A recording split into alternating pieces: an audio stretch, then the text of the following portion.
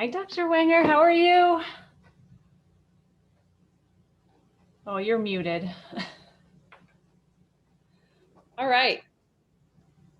How are you doing? I'm doing great. Nice to see you. I'm glad you can come back to Fiji virtually. I know. It's not quite as good, but still good. It's not quite as good, but it's good for us. So not quite as good for you, but thank you very much. Absolutely. I was surprised you were still there because I think you were about to head off on a new adventure. Did COVID put a stop to that? No, I was maybe just going to one of the other islands, but I had 2 more years left when we met. Oh, all right. So 2 more years in paradise, you can't beat that, right? No, not at all. Yeah, so just there are a couple people that we're going to enter in. We've got some people that will ask questions. Some will just enter them in the chat, and I'll read them out. So Okay. yeah, it should be lovely. We had a good session earlier this morning about countering dis and misinformation, and yeah, so it's been a good experience so far. So we're looking forward to doing this. How many participants would you expect to have? We had about 20 this morning. I imagine something similar, maybe more, maybe less. I'm not really sure. Mm-hmm. It's later in the day, so more people are awake, so hopefully more. Well, I was thinking about asking people to just put in the chat for me where they're from, which island, and also what news platform they work for. Is it print, broadcast, radio, TV, online?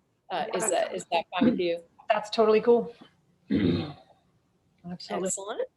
So because we're recording this, we're gonna get started pretty much at 10:30 exactly. And then people can enter in, and we'll share the recording with anybody who wasn't able to join or missed the first bit.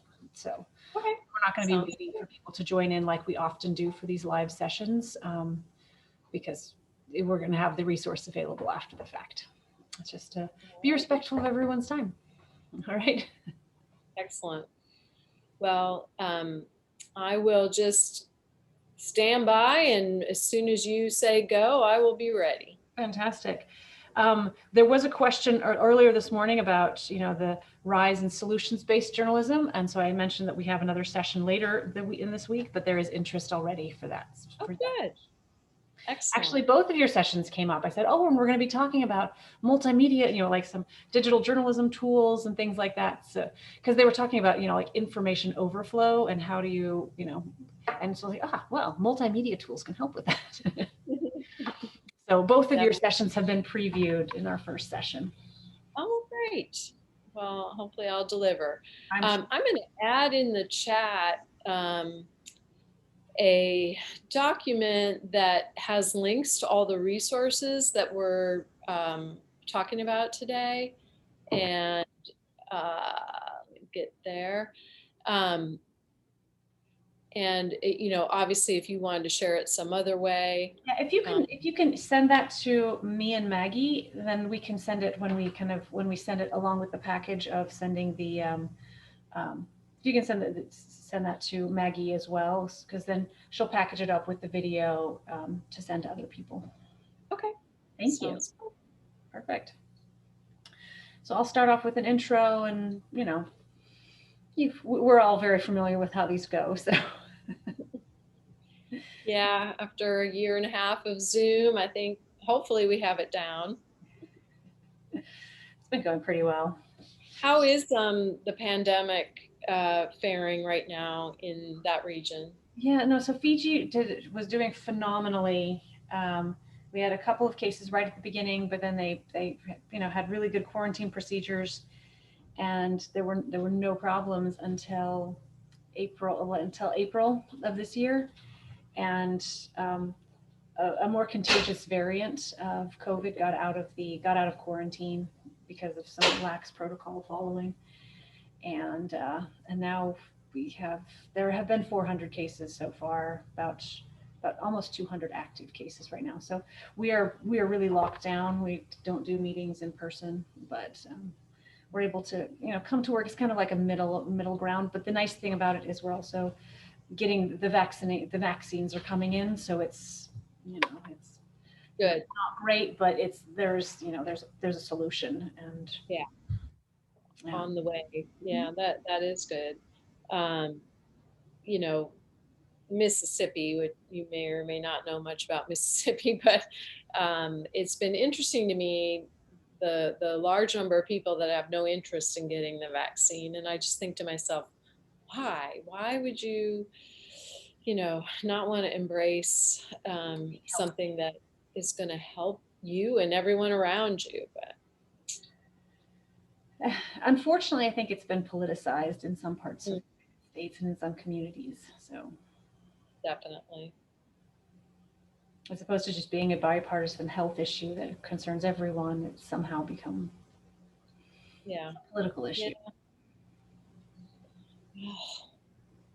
Hopefully, we're moving in the right direction. I think it definitely seems that way, according to the trends, and what's your assessment? Has the media been in that region? Have they been doing a good job keeping the public informed about the COVID situation?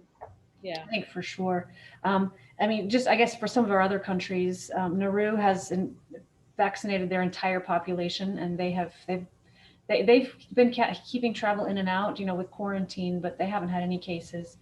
Kiribati kind of has registered its first 2 cases from seafarers that came from PNG, where they're having a pretty bad outbreak. But Tuvalu and Tonga have stayed COVID free, but they definitely still report on it, talk about vaccines, talk about the protocols. And so it's been a big topic, and the media's done a really good job on it. That's excellent. I've been wondering if I'll see any familiar faces from the last time I presented, but so. All right. So I'm going to be busily admitting people while so we had about 8 to 10 when we started the first session, and then we got up to 20 within a couple of minutes, maybe the first 10 to 20 minutes. So I imagine something similar. And do we have a Heartout at 6:30 or I'm sorry, I guess it would be whatever. No. If there's still questions, fine. Okay. If we're pulling teeth at that point, we can just end it. So okay, sounds good. No, nothing super rigid.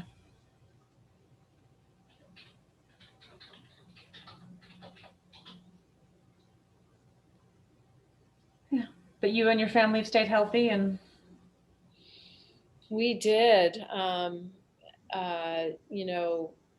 Fortunately,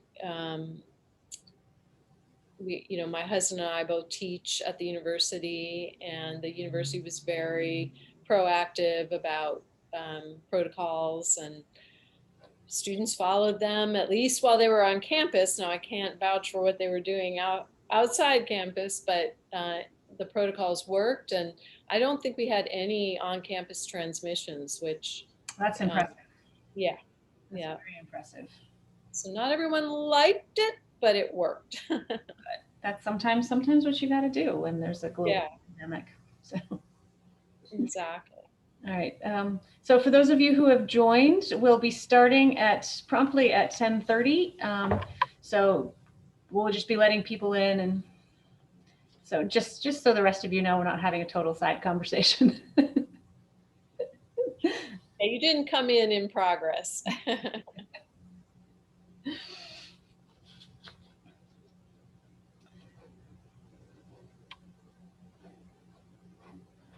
Have you noticed any issues with video playback? In terms of if I play a video, what do you think my chances are that it's going to be streamed effectively? We can try it. It so depends on the internet. I mean, we're having a rainy day, so our internet sometimes is not as great. We had our session this morning went really well. The screen sharing was fine, but it was just a PowerPoint, so we didn't try a video today. For us, it's very dependent on the day. So we can just try it. Yeah, that's what I was thinking. Give it a shot. Do an audience check to see if it's working for people, and then move on if it isn't. All right, that sounds good. All right.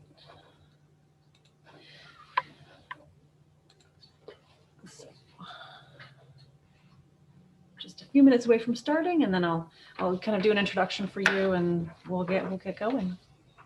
Sounds good.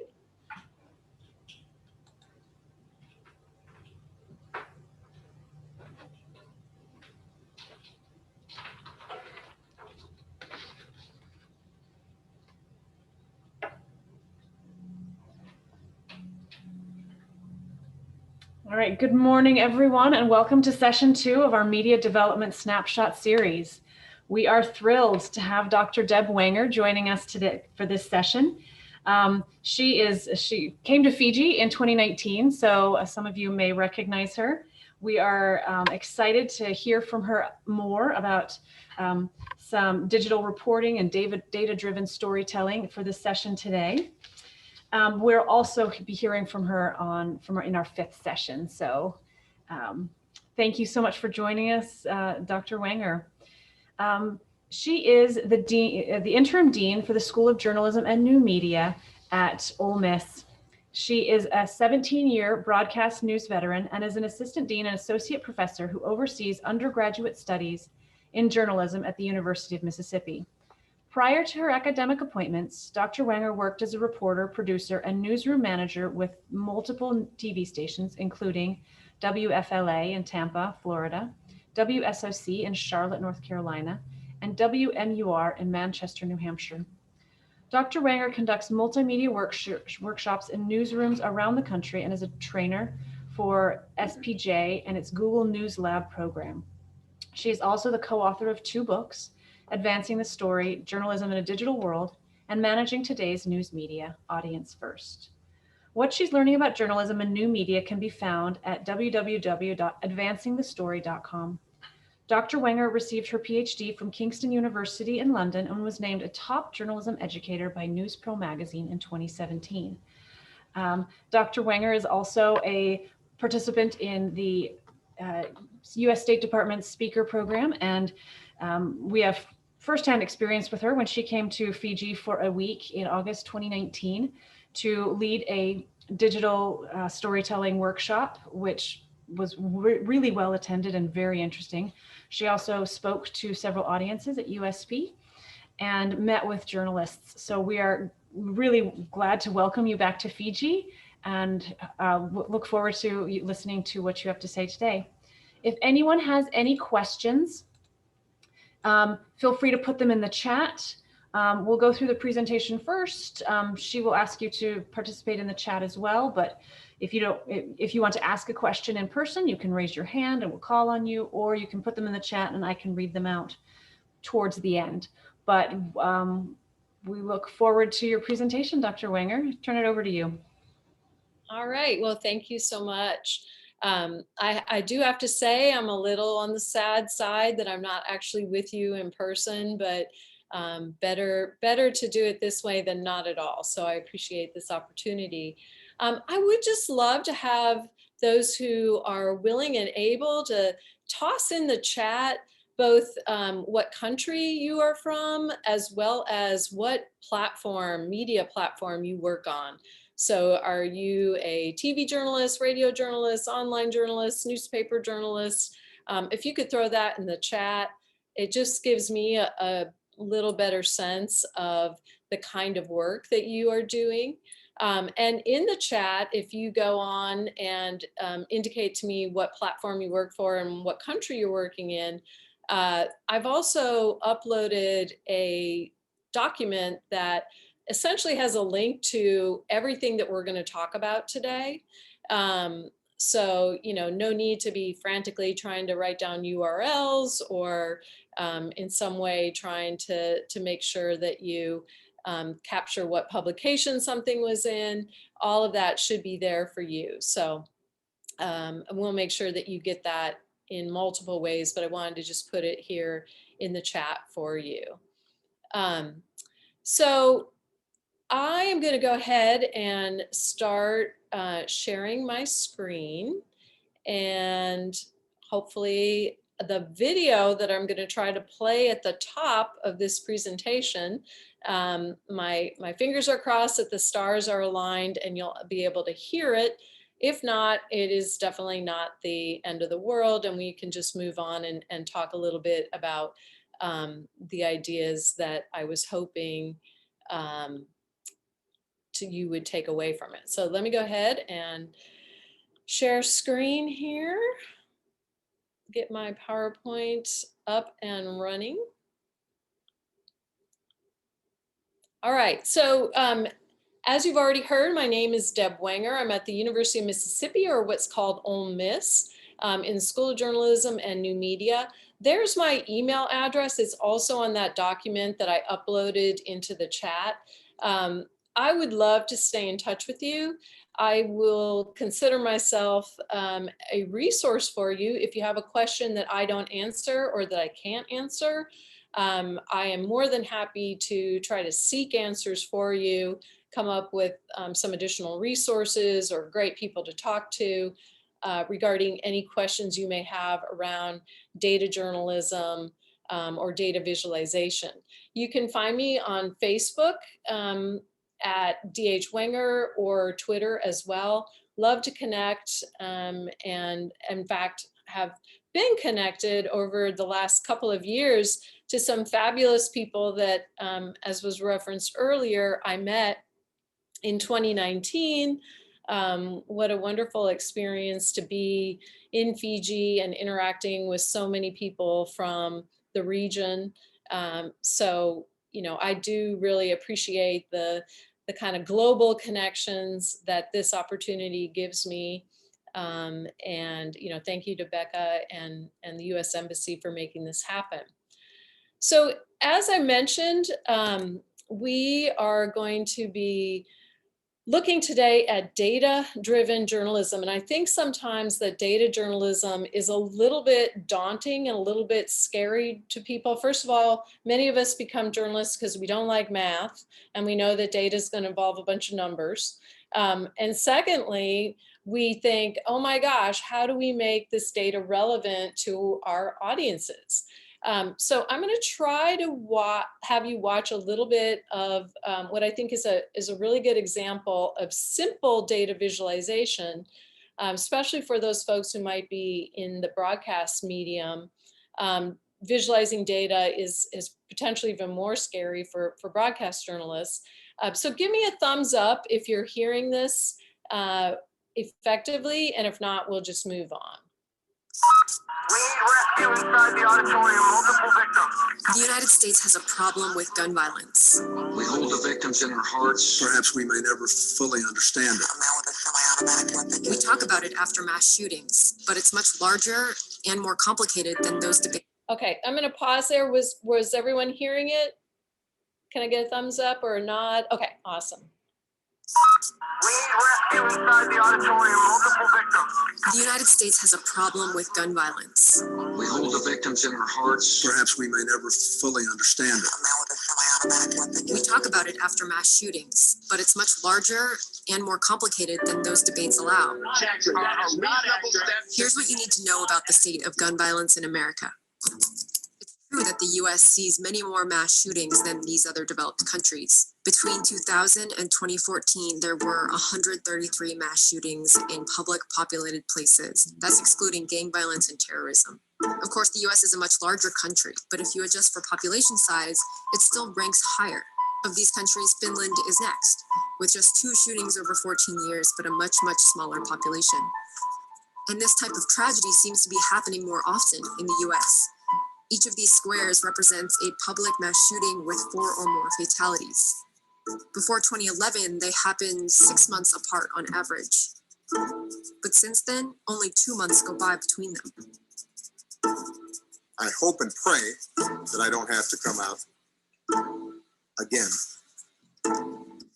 during my tenure as president.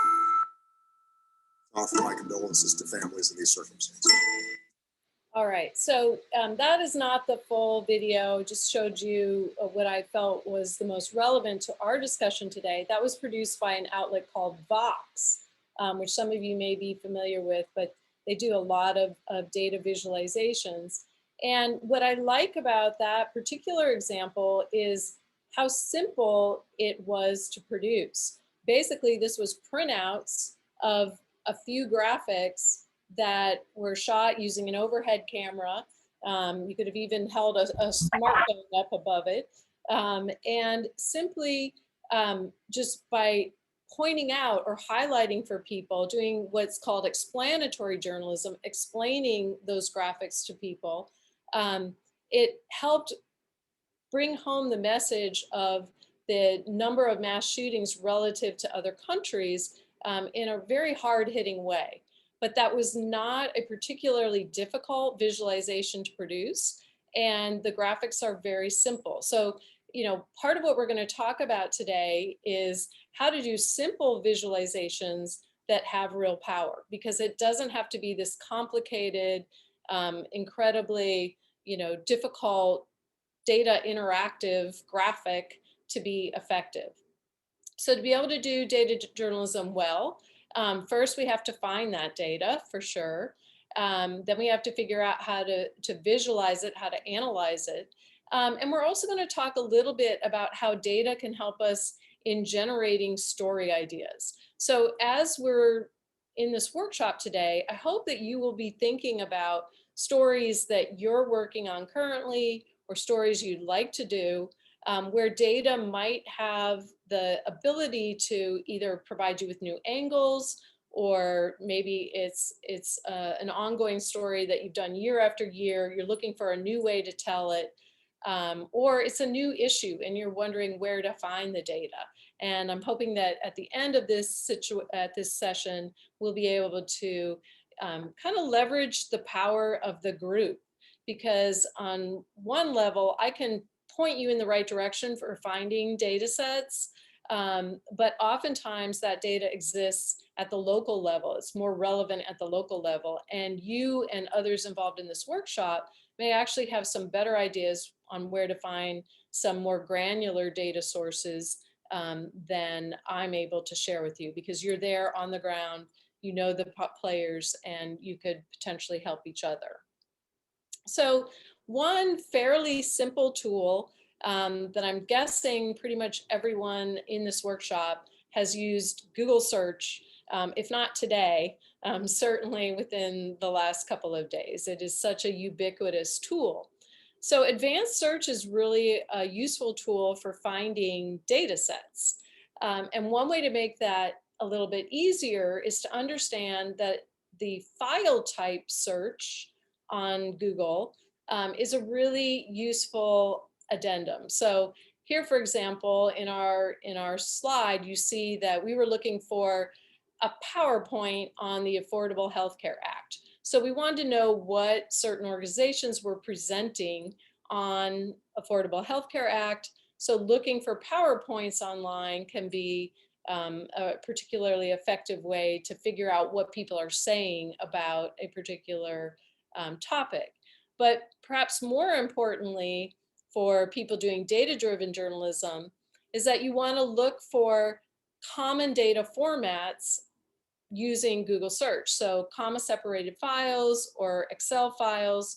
Unfortunately, here in the US, and I don't know if it's the same in your region, more and more organizations are releasing data via PDF, which as a step for a journalist isn't a deal breaker, but it adds a step in terms of extracting that data and doing your own analysis.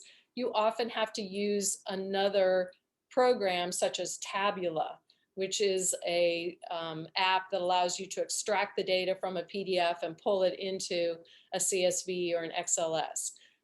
So you may find that sometimes the data is showing up in a PDF. Again, you know, the idea is to get the data, we can figure out how to manipulate it and analyze it later. But when you're searching Google, you might want to look specifically for these data formats. So if you want to right now, try this out.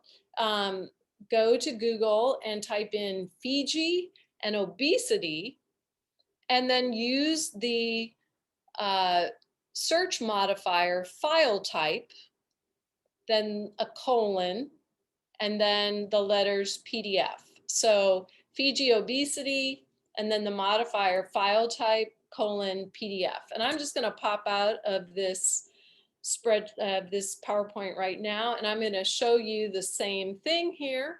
So I'm on the Google search box, Fiji obesity, file type, colon, PDF. And your results may not look exactly like mine. One of the things about Google is it starts to, you know, I am basically treating it like as a human being here, but the more you use Google search, the more it tries to anticipate what it is you're searching for.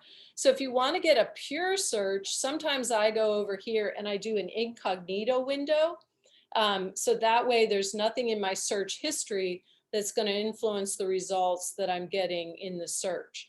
But if I do this, you can see I had a number of sources here that are essentially potentially relevant, some scholarly articles, but I'm looking through and trying to figure out what is it, what of these data sources is most likely to return the kind of content that I want.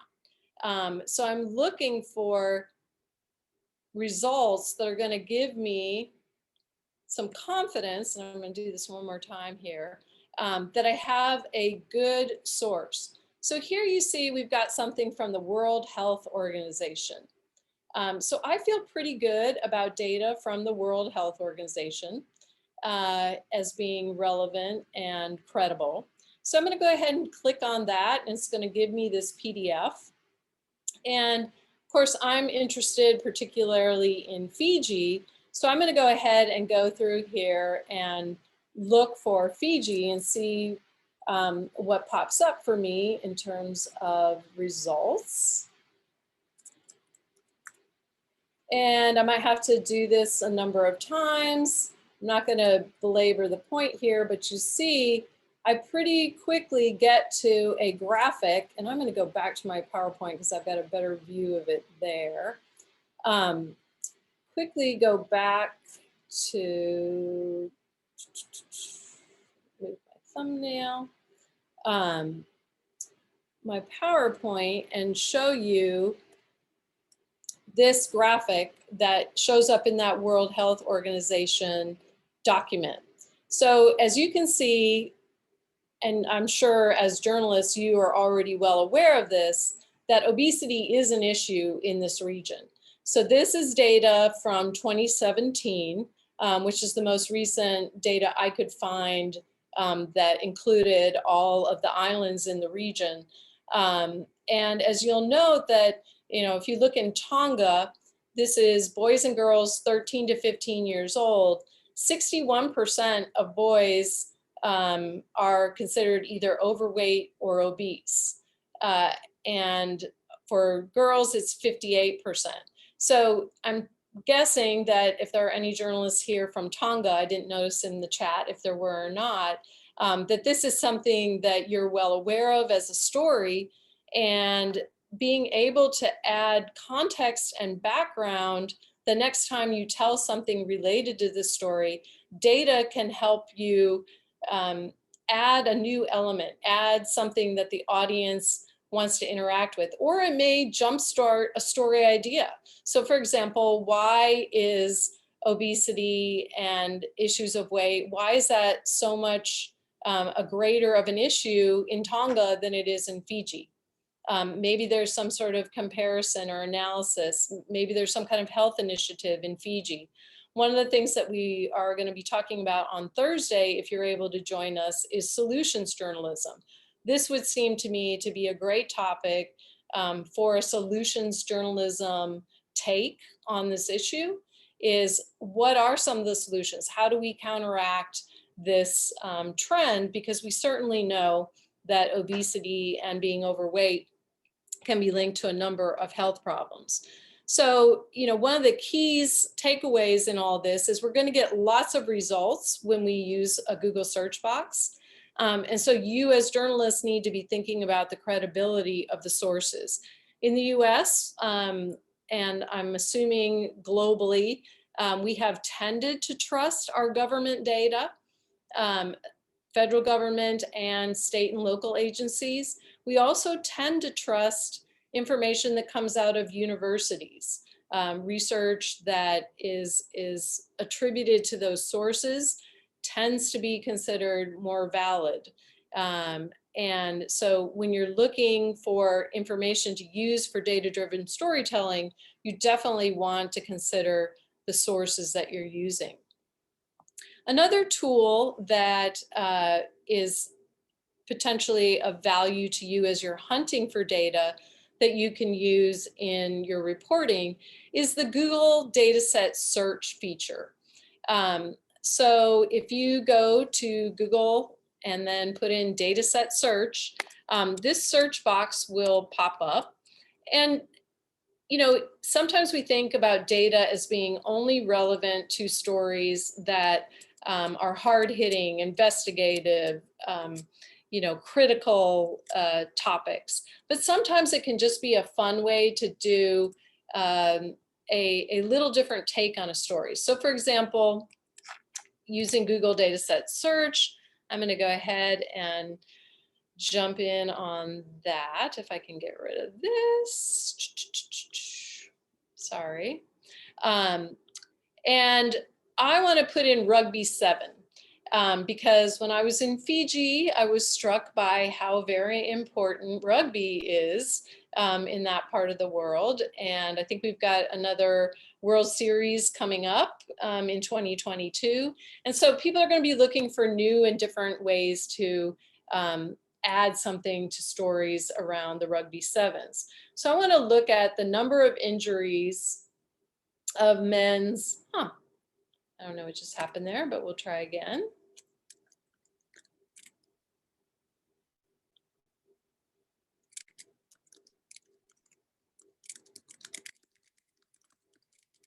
Let's see what we get. Okay, so we have basically the number of injuries of men's Rugby Sevens World Series players in 2018-19 by position. So let's go ahead and look at this data visualization of this information. And sorry, this is just being difficult. And you see here a very simple visualization bar graph. And for that particular World Series, we saw that backs were more likely to be injured than forwards. So I know very little about rugby. I had to read about rugby to get a sense of why this might be. And anybody willing to take a shot, excuse me, at why what we're looking at here, we should probably not run out and do a story that says backs are more likely to get injured than forwards. Why would that be? Why should we not take this data and run out? I see we have a hand up. Go ahead and shout it out.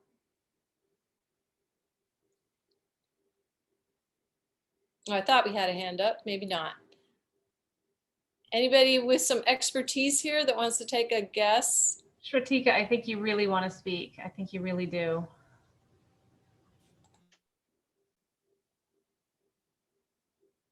Oh, are you muted?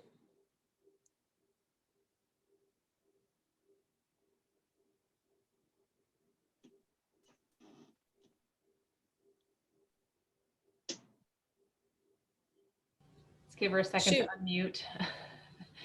We still can't hear you.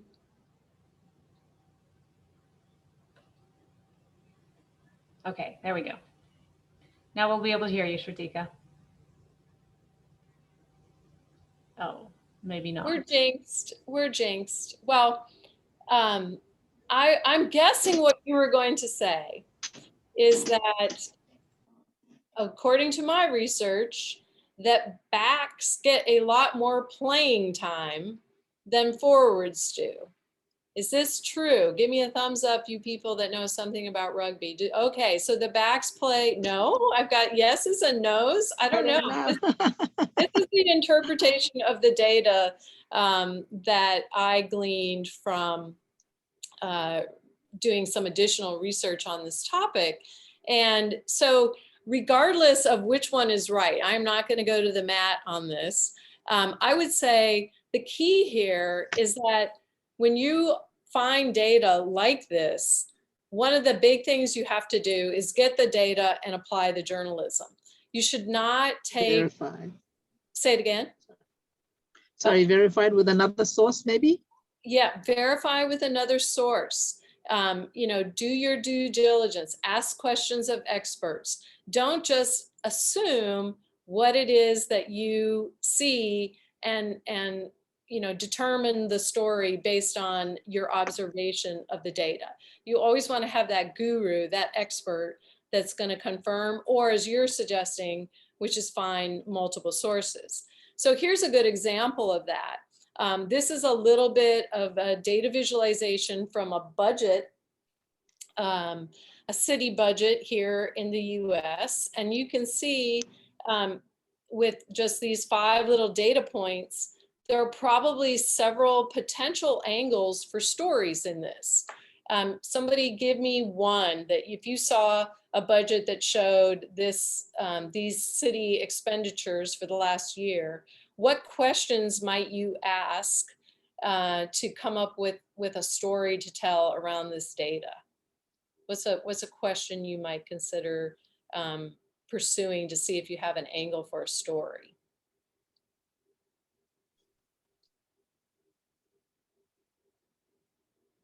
Poor quality roofing. Yeah, well, exactly. So you might look at this data and you might say, wow, the city needs to do a better job of hiring good contractors because they are spending a ton of money to fix roofs. But if we just make that assumption and we start going down the path of telling that as our story, we could get ourselves in trouble, because what if there was a huge storm that came through that ripped the roofs off of buildings all across town and the city had to pay to have them replaced? Similarly, you might look at that tiny little number for replacing sidewalks, and you might run out and talk to people who are angry because their sidewalks are in disrepair and say the city needs to be spending more money on sidewalks, when in fact they may have just spent the previous year $500,000 fixing most of the sidewalks in the city. So, you know, part of what we have to do once we have the data is take it a step further, not jump with what our first assumption is for what we see in the numbers. So another Google dataset search, and again, thinking about this concept of solutions journalism, I was reading that air pollution has historically been a problem for Fiji and perhaps in the region. And by doing a Google dataset search for Fiji and air pollution, I came across this dataset from the World Data Atlas, which is another good source of information, good source of data. And we see here that this is a real success story. So some of you may know the reasons why we saw such a dramatic and steady decline since 2000 in air pollution. I understand there may still be a ways to go, but you know, what are some of the reasons for this? Is anybody informed enough on this topic that you could share with us what's driving this change in air pollution moving in a positive direction? Has anybody done any reporting on this or know what's behind this?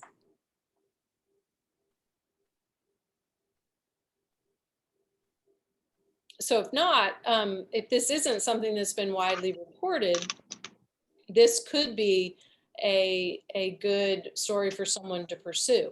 Because too often we get criticized, right, for never telling good news stories. And so this may be one of those good news stories that is something to showcase. So part of what we do, of course, in addition to finding the data, is find the expertise who can either verify that what we're seeing in the data and the way we're analyzing it is accurate, or who may have access to data sets that we wouldn't otherwise be aware of. So for example, there's a great website, and this is linked on your handout, called Journalist Toolbox.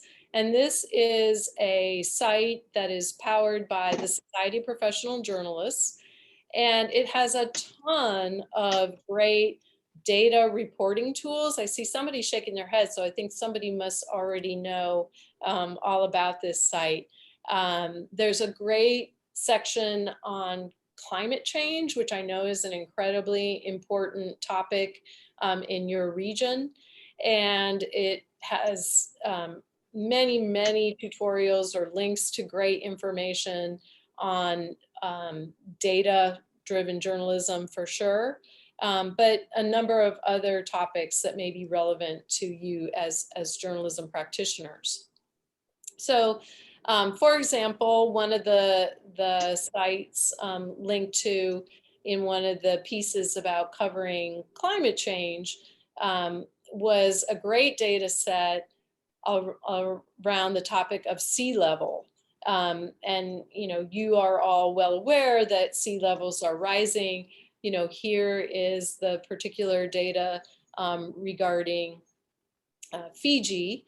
And the wonderful thing about NOAA's data set is that there are tons of ways to take this information and either just simply use the data visualization that they have created, which I think is a pretty good one. You can simply save this as an image, or you can export it to a CSV and do your own manipulation of the data. Maybe you don't want to include both the monthly mean sea level, maybe you just want to show the linear relative sea level trend. Depending on what part of the story you're trying to tell with this data, you may want to do your own visualization. But certainly, it was surprising to me, again, perhaps not to you, that, the prediction is that sea levels will be rising more than 2.36 feet in 100 years. That I would imagine will have a significant impact on a number of localities in your region.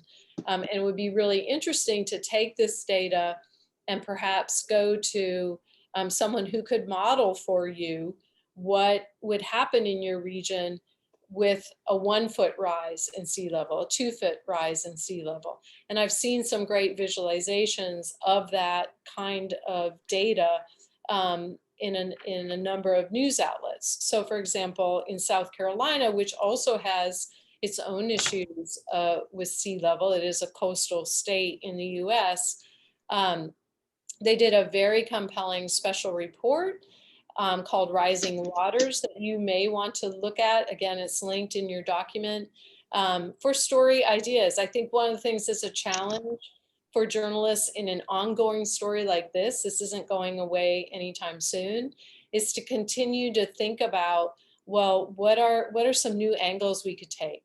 How can we keep this story fresh, because it is so important? So this is a good example of some award-winning journalism that you may want to take a look at as you think about your own coverage. Also, another great portion of the data set that's there on Journalist Toolbox is a link to another source for basically the warming of ocean waters, and some great sort of embeddable GIFs or GIFs, depending on your point of view, that you can add to your website. So, these graphics are created and made available to you. As you can see, this is a little zoom in on your part of the world. And certainly sea levels have been warming and are likely, according to the data, going to continue to warm. So you can set sort of the time frame for this and zoom in potentially even a little bit closer, and use this for your next discussion of sea level, because it of course affects so many of the industries in your area, fishing, tourism, etc. So NPR took that data set National Public Radio here in the US, and looked back at 2020 and found that all types of impacts from the fact that it was such an incredibly warm year, looked at the impact on coral reefs, on the fishing industry, etc. Another big project that might be worth your taking a look at as you think about new ideas for storytelling around this topic. So another source for you is Google Scholar. We don't often think about Google Scholar as being a reporting tool, but actually it has a number of applications, especially when you're looking for expertise. So for example, if we Google something like Fiji and climate change, you're going to get a number of academic publications that may or may not have new data for you. But even more importantly is that you have people who are researching and writing in this area. So if you click on a linked author name, it's going to tell you what university that person is affiliated with, potentially contact information for that person. And you may say, I want to know what are the misperceptions of climate change? And you know, is that a new story that I could be pursuing? So I may want to go ahead and reach out to that academic and get a sense from them of is this still an ongoing problem? You know, this was published in 2012, but you can set your date range. If you want the most recent research on this topic, you can change it to since 2021. So you can change the time frame. You can look for the experts, and oftentimes these are people that have devoted their life's work to understanding these topics, and they often have access to data sets that they are willing to share and willing to help you analyze and provide you with, again, new story ideas around any topic. In this example here, I mentioned Fiji and tourism.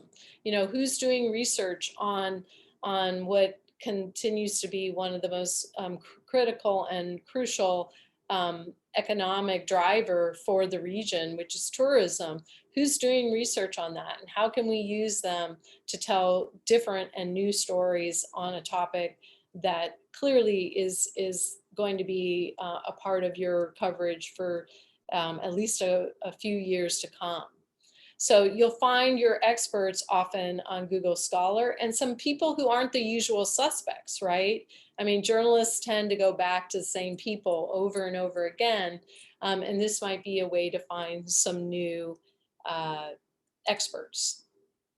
So switching gears to data visualization, before I do that, are there any particular questions, anything that you may have wanted to ask as I was talking? If not, we can certainly save it to the end.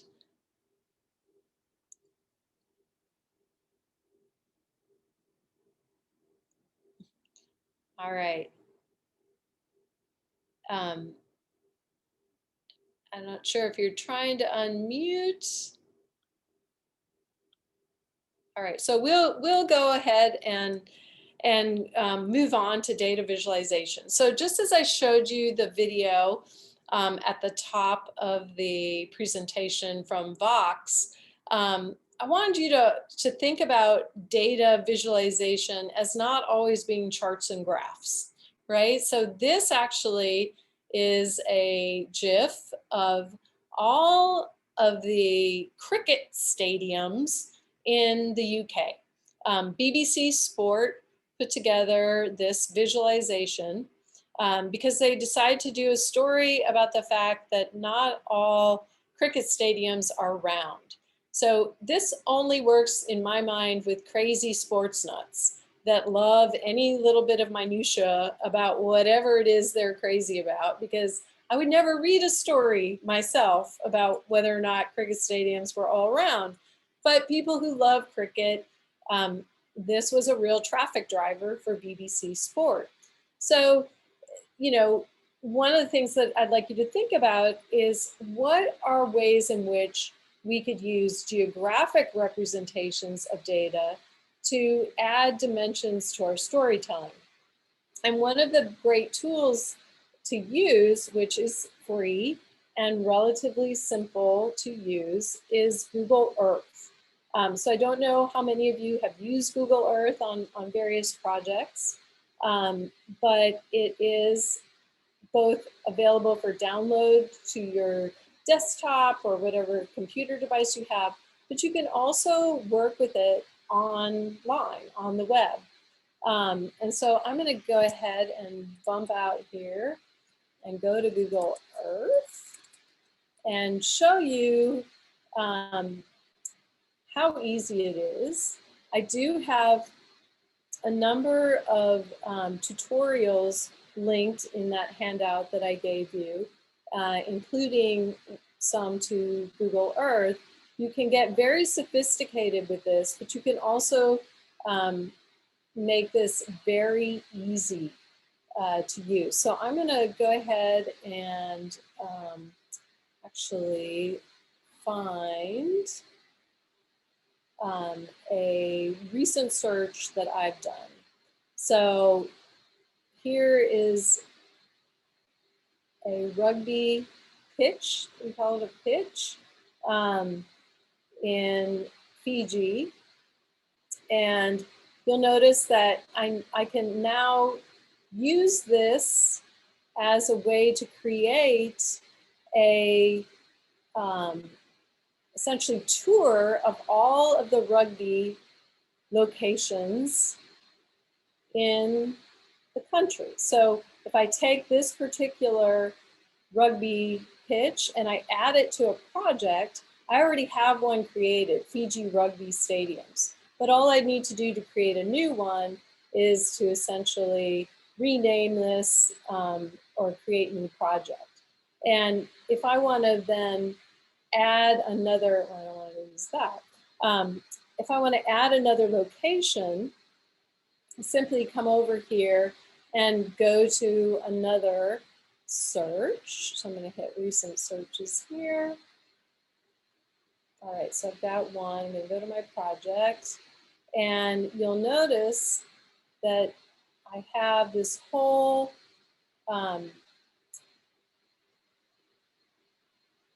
series of locations that I've already mapped, and I can basically create a video by presenting and exporting this tour of stadiums. So, you know, let's not get fixated on our stadiums, because obviously there are a lot of ways to use this for other kinds of stories. And let me go ahead and show you what the export looks like here. It takes a while to basically render, so I'm not going to walk you through that part.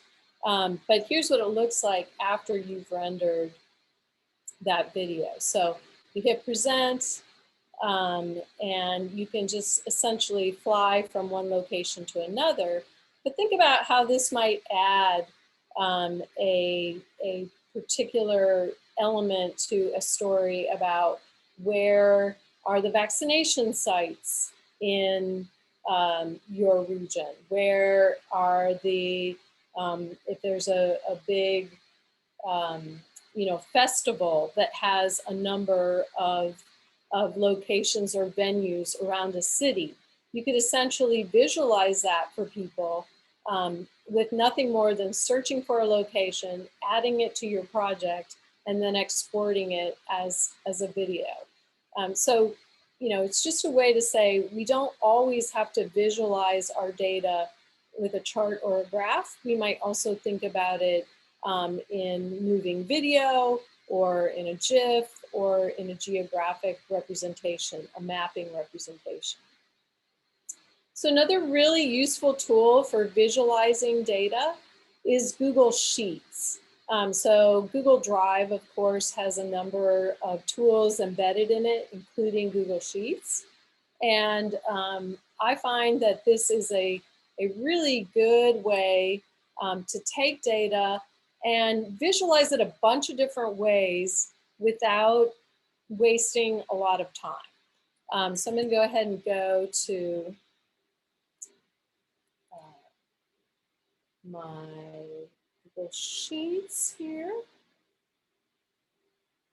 Okay, so I went ahead and grabbed some data about Fiji's pre-pandemic tourism. So looking at the 5 years prior to 2020, what were the visitor numbers and where were the countries that brought in the most visitors? And then I wanted to take a little subset of that and copied over some of the data that I thought was particularly relevant. I decided to take the top 4 because if you look at the full data set here, by the time you get down to United Kingdom, you know, we're talking about a very small group of numbers. So, you know, the data is in a spreadsheet. All I did was copy in that little data set that I want. And if you come over here in Google Sheets and you just hit Insert Chart, it's basically going to give you a suggestion of what this chart might look like. And so that's not a bad representation. It definitely helps us see that Australia is the dominant source of tourists, followed by New Zealand, US, and so on. But it doesn't exactly work because this title doesn't make much sense at all. So, you know, I probably want to come over and do some customization of this particular, oh, wait a second. This is where I want to be. So I don't like this Australia, New Zealand, United States, China. So I want to change it to something that's going to be more relevant to my audience. I can just come over here and put, you know, Fiji's pre-pandemic tourism by country. So I've just now changed the title. If I wanted to come in and I wanted to change the particular color of Australia, you know, I'm not loving the blue, I want to change it to green or aqua or something like that, I can just go ahead and make that change. If I don't like this axis, I can come in here and add something, so something like top for countries for Fiji tourists. And I can make all these changes on the fly. And then I have the option to either, well, first I'd have to publish it because you can't do any embedding of this chart until we've published it. But once I publish it, I can actually get an embed code and put it on any website. I could also just go ahead and download it as an image and just paste it into a content management system, or certainly I could also use it as a visualization in a broadcast story. So I can also then say, I'm not loving this particular type of visualization. And so I want to go back to setup and I want to say, you know what, I want to see what this would look like as a bar chart or a column chart. You know, so this would help us look back at all of these years at once, perhaps in a little, you know, easier way to see some changes. So for example, you know, I think that you can see that New Zealand visitors have been steadily increasing, whereas China has remained relatively flat over the years. So in the post-pandemic world, what's going to happen? That might lead us to ask and answer some interesting questions about the tourism recovery. So Google Sheets allows us to quickly do some visualizations. You saw that was within, you know, 2 or 3 minutes. And when you're on deadline trying to get a story done, you want that quick hit way to visualize a simple data set. And so you can easily upload a CSV or an Excel format file to Google Sheets and be able to manipulate it and visualize it. So ultimately here is the same visualization. And in this way, I think I see a little bit more interesting of a story potentially. So while China is down from its high in 2016, visitors from the US, visitors from New Zealand have been increasing, albeit a little bit slightly. So I might focus my story about the tourism recovery on those countries in particular and use a data set like this as a jumping off point. So another tool that I really like to use is called Infogram. And one thing I should say is every tool that I'm talking about today is one that is free. There are paid versions of Infogram, but the free version, I mean, I don't know about you, but I have no problem with them having a little branding at the bottom of my graphic. If you really hate that and you're willing to spend the money, you can get rid of it. But I've never seen it as a problem to have the Infogram logo show up on my graphic. So really easy to use sort of plug and play visualization. So this is a visualization of some of that same data that you just saw. I think this graphic took me somewhere between 10 to 15 minutes to create with Infogram. And, you know, so essentially this is a look at Fiji tourism, what COVID-19 did, what the future may hold. Basically taking a template that already existed and plugging in the data here. So let me go ahead and take you to Infogram and show you just how easy this is. So this is my graphic right now. And let's say I need to do something where I need to adjust this data. So I want to add another country. All I would need to do here is insert another row and add in another country. Let's say it's the UK, and I'm going to make up a number here, 15,000. And I'm basically adding, oh, I don't understand. I guess it's because I don't have my comma in there. I'm going to change it to 1,500. And I am going to go ahead and change it to my custom color. I still don't understand why it is showing up as such a huge number. I'm sure if I were paying more attention, I would figure it out. But you get the point that I can come in, I can customize these colors. So if you wanted to create a graphic that fit with your news organization's color scheme or branding scheme, you could certainly do that. Anywhere in here, I can add text into the mix. I can animate any text that I want. I'm able to change out the graphics altogether. If I decide I actually don't like this graphic at all, I can come in here and I can essentially switch either to an entirely different template or to a different kind of chart.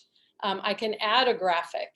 I can add whether it's, I just add an image. I can embed a video. And so all of this is just plug and play. If I double click on the title, I can change that just by clicking on it. So you can see how really easy it is to take a template and modify it so that it works for the story that you're trying to tell. So I'm a big fan of Infogram. You can do really super simple graphics where maybe you just want to add one data point. This is a visualization of food insecurity in the US as a whole, and then in Mississippi where I'm located. So with just one quick glance, you can see how much of a problem food insecurity is in this country. Second example here, talking about the embed of both animation and a little bit of video added to it, you can make a graphic really easily appear more interactive. You can hover over the graphics and be able to see the percentages if you did a pie chart or a map. So Infogram, I'm a big fan of Infogram. I find it to be a really valuable tool. And again, as I said, it is free. So here's an example I thought was well done. You won't see the interactivity here because it's just a screenshot.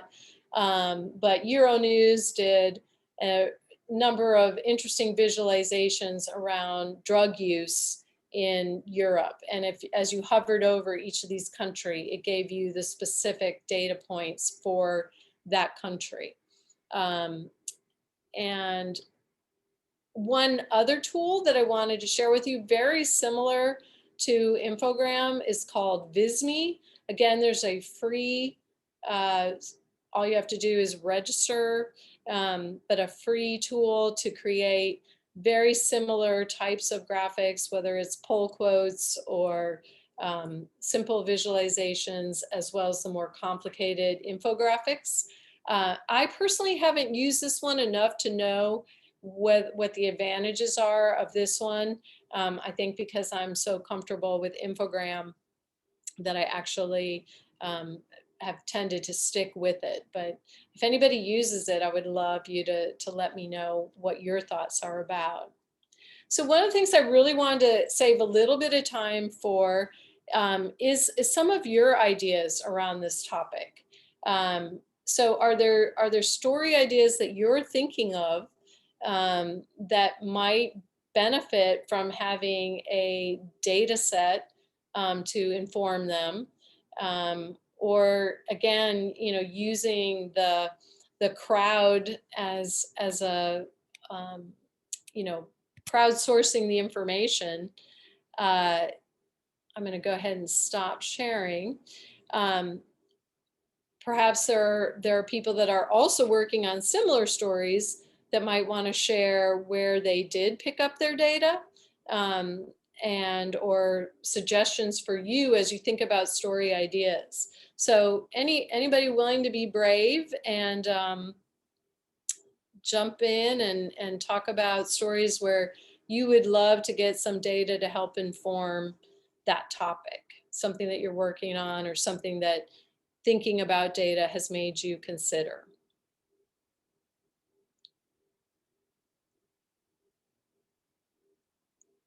No story ideas? Yes. I can't type. I don't know how to do the type part.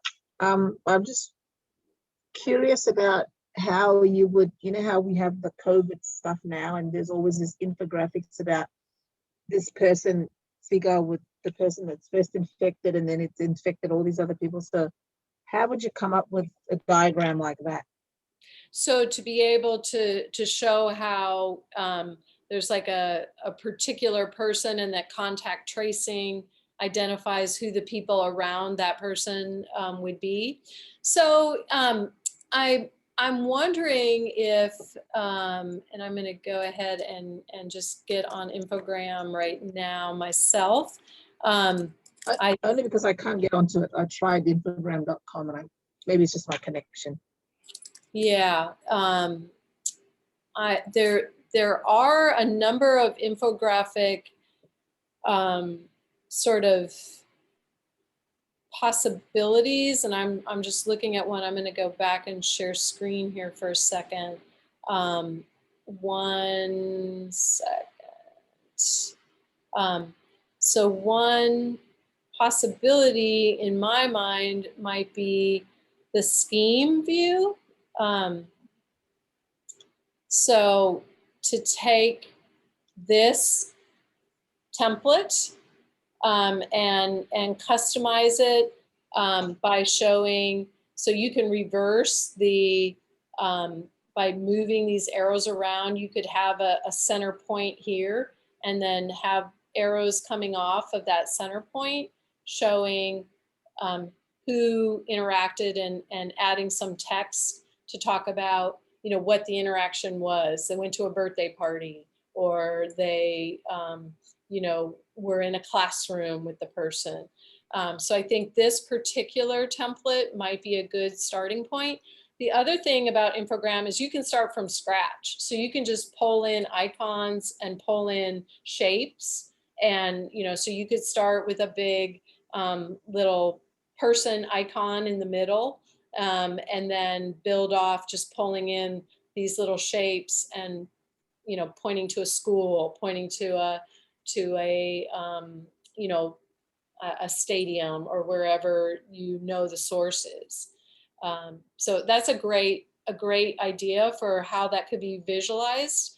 A great idea that would call for a visualization, because I do think that for some people, that's going to stick with them much longer than you could write it all out. But if you have that visual representation, I think that could be really good. Great idea. Other stories that you're pondering or working on where data or visualizations could be helpful?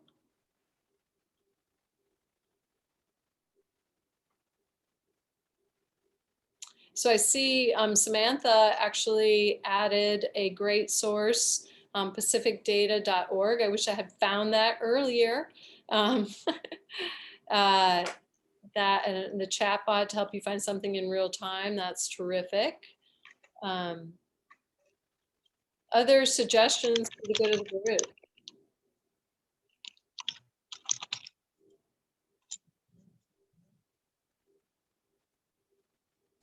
Dr. Wenger, Yes. what would you suggest, for example, a lot of countries in the Pacific are rolling out the vaccination program for COVID. What would be a simple infographic or visualization of the data of places of where you can get vaccinated that you would suggest?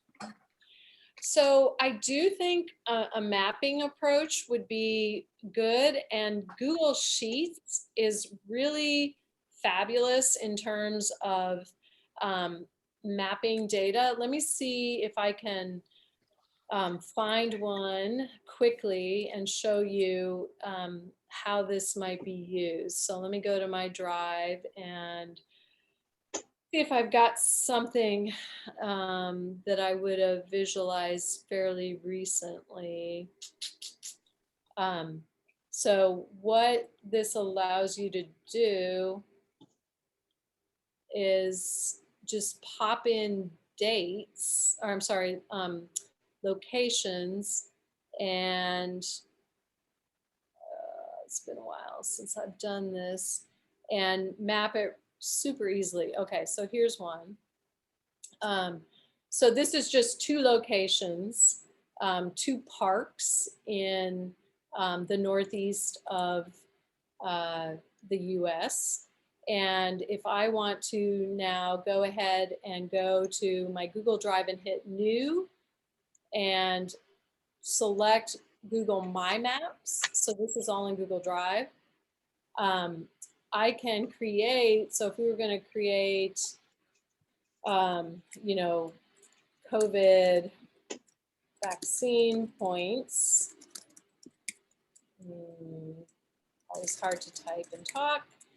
You can add a description. You can add a link back to the story that you've written so that it exists not only as a map, but also as an embed in your story. And then I'm going to import a layer, and I'm going to go to Google Drive and go to recents and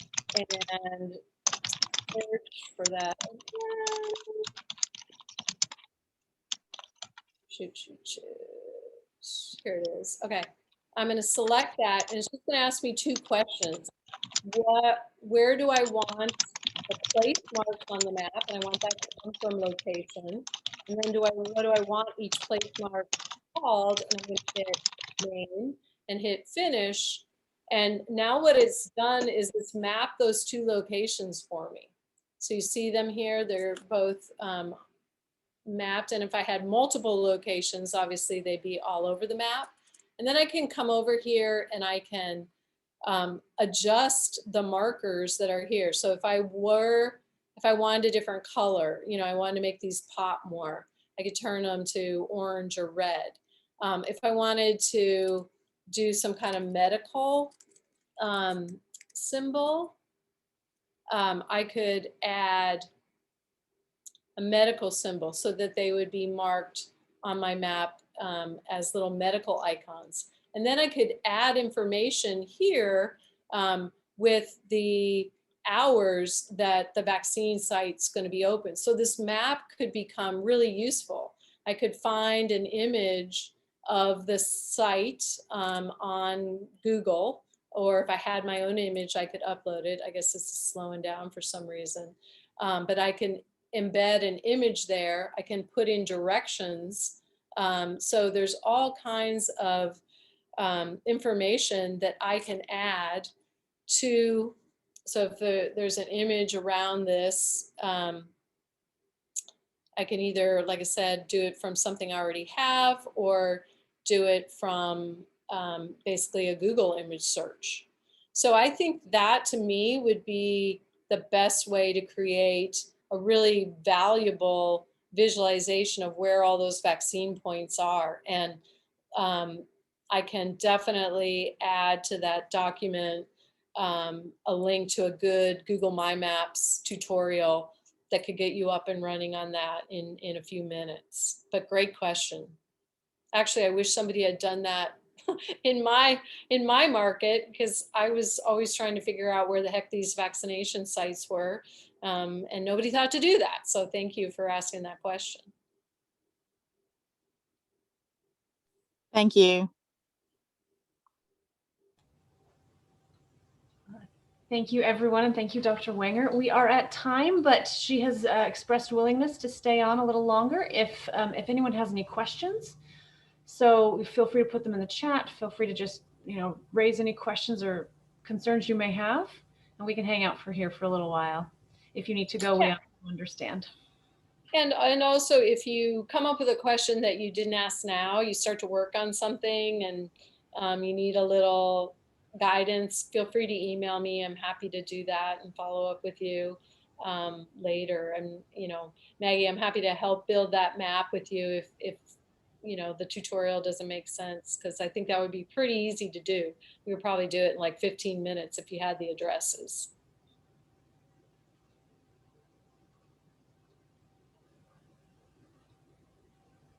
Well, I sure hope I see some of you on Thursday. And when we're talking about our Friday morning, so. Oh, sorry. Sorry. I forget about that massive time difference. But solutions journalism is something that's really near and dear to my heart, because I feel like, you know, we can talk about problems all day long, but to be able to actually help find solutions and to help other communities like learn from some of the things that have been happening in our area, you know, to me that's where journalism really matters, is when we're actually helping people live their lives in a better way. So I'm excited about that presentation, and as I said, I'd love to see some of you there as well. Thank you so very much, Dr. Wenger. Thank everyone for participating. Yeah,